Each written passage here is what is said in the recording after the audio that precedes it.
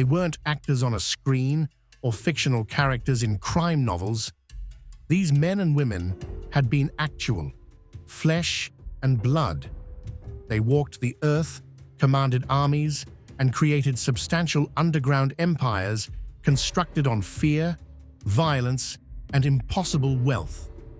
Their reach stretched from the jungles of Colombia to the streets of Chicago, from the mountains of Sinaloa to the ports of Spain. But one truth binds all their testimonies. No matter how excessive they rose, each one eventually fell. This is the world of actual life narcos, a darkish empire of energy, blood, betrayal, and downfall. Pablo Escobar, the billionaire of blood. Pablo Emilio Escobar Gaviria didn't simply build an empire, he created a shadow state within Colombia. Born in Rio Negro in 1949, Escobar started out as a petty thief, earlier than entering the cocaine trade in the 1970s. By the early 80s, he had co-based the notorious Medellin cartel, answerable for producing and distributing over 80% of the global cocaine supply. Escobar's estimated wealth soared to over $30 billion, making him one of the richest guys on earth. Escobar was a paradox. To Colombia's bad, he changed into a hero.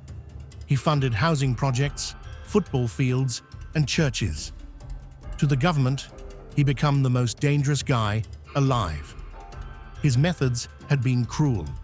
He ordered assassinations of judges, journalists, presidential candidates, and law enforcement officials. He bombed commercial planes and authorities' buildings.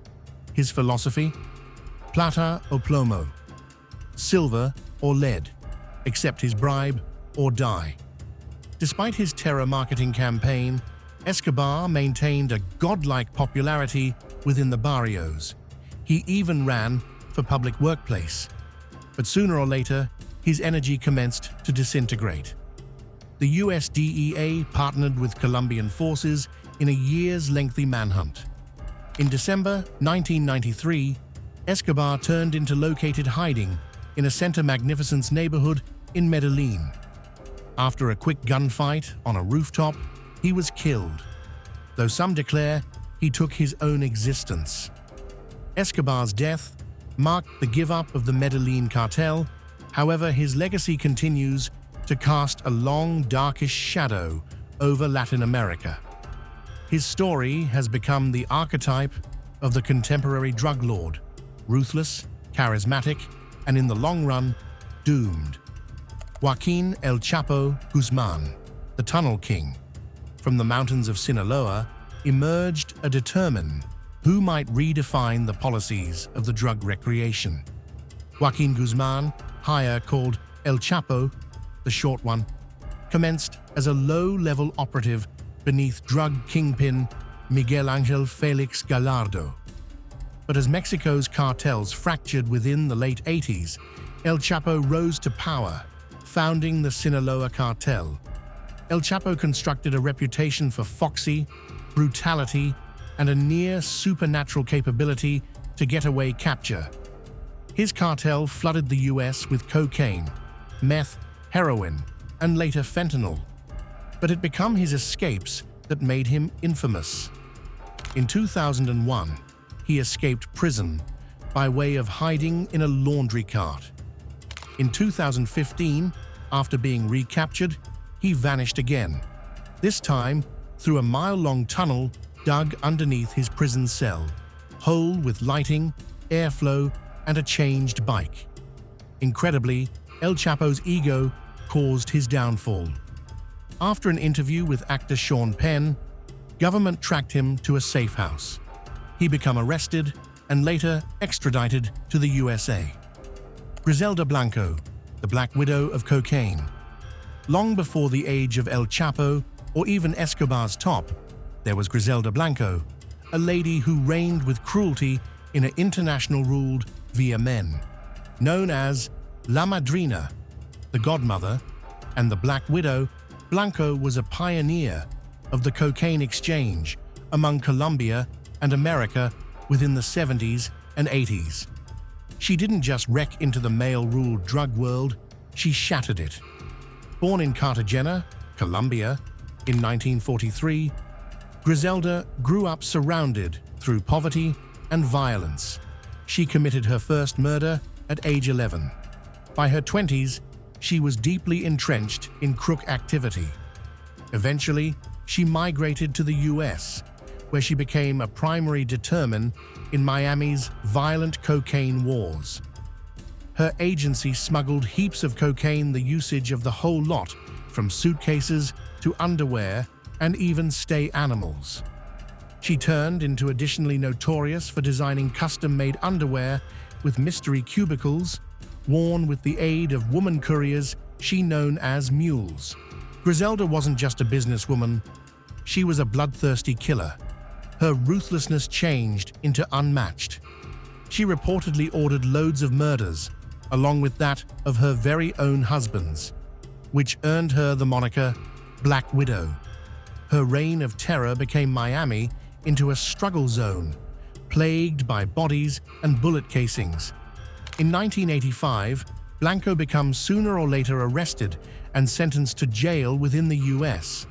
She was deported to Colombia in 2004 and lived quietly for some years, until 2012, while she becomes shot dead outdoor a butcher save in Medellin, the city she once dominated from the shadows.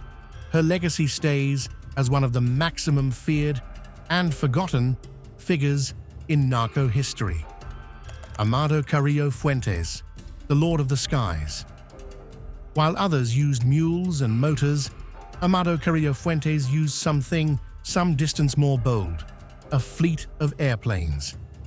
Known as El Señor de los Cielos, the Lord of the Skies, Amado revolutionized drug trafficking inside the 1990s by way of the use of huge plane to transport cocaine from Colombia into Mexico and the USA.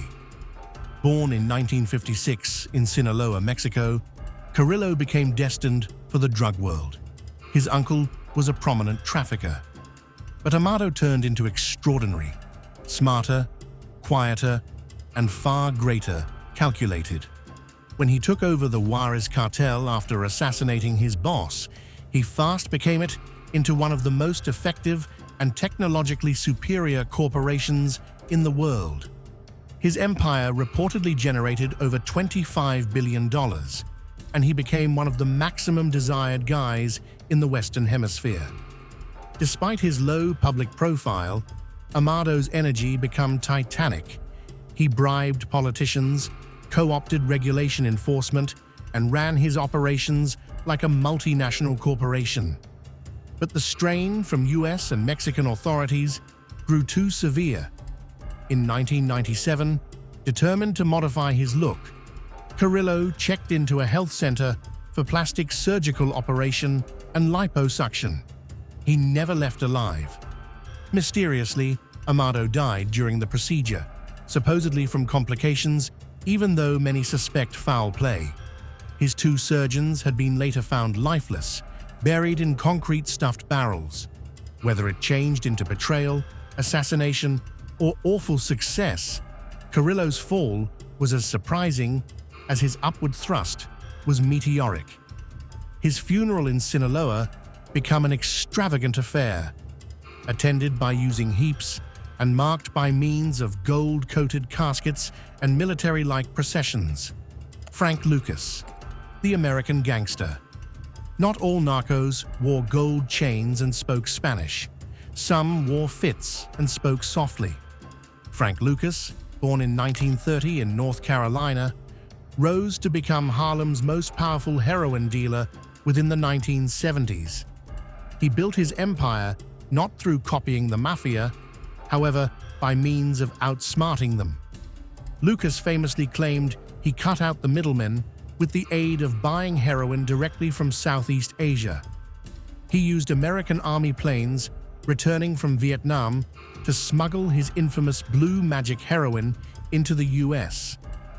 The drug was high quality and cheap. In comes him thousands and thousands, consistent with day at the height of his operation. What set Lucas apart wasn't simply his innovation, it was his audacity. He lived brazenly and lavishly, buying mink coats and riding luxurious vehicles through the streets of Harlem. His empire infiltrated politics, police departments, and even army logistics. But all empires fall. In 1975, Lucas changed into arrested after years of federal surveillance. Facing a long time in prison, he grew to become informant, helping convey down scores of corrupt law enforcement officials and rival traffickers. Though he served time, he later lived a surprisingly quiet existence. His story was immortalized in the 2007 film American Gangster, starring Denzel Washington. But the actual Frank Lucas remained an image of ambition, corruption, and the blurry line among law and crime in America's drug struggle. LaBarbie, the American narco-born Edgar Valdez Villarreal in Texas. LaBarbie were given his nickname from his mild skin and blue eyes. A high school football famous person became drug trafficker. He have become one of the few Americans to upward push through the ranks of a Mexican cartel. LaBarbie commenced working with the Beltran Leyva organization, certainly one of Mexico's most brutal cartels. He fast earned a popularity for cruelty, filming tortures, commanding death squads, and shipping capsules across borders. His brutality and American background made him both an asset and a legal responsibility. After the autumn of Arturo Beltran Leyva in 2009, LaBarbie attempted to take manage of the remnants, sparking a brutal warfare. But through 2010, Mexican authorities captured him, and he was finally extradited to the US, in which he was sentenced to 49 years in prison. LaBarbie's tale is a twisted story of loyalty, betrayal, and ambition. A guy born within the US who selected to descend into the darkest pits of Mexico's drug struggle and paid the fee. The rise and fall of these notorious drug lords leave a sobering lesson. Energy built on blood is destined to collapse. From Escobar's violent populism to El Chapo's countless tunnels, from Griselda's iron grip to Amado's air fleet, each empire became introduced down with the aid of greed, pride, or betrayal. The drug exchange continues. New names upward push to replace the vintage. Synthetic drugs, cyber cartels, and transnational gangs evolve faster than law enforcement can adapt. But the ghosts of those narcos linger. Within the streets they as soon as dominated, the prisons they once escaped, and the ache they left in the back of. They were no longer simply criminals. They have been icons, monsters, and myths. And even as they're all long past, the sector they helped build still thrives inside the shadows.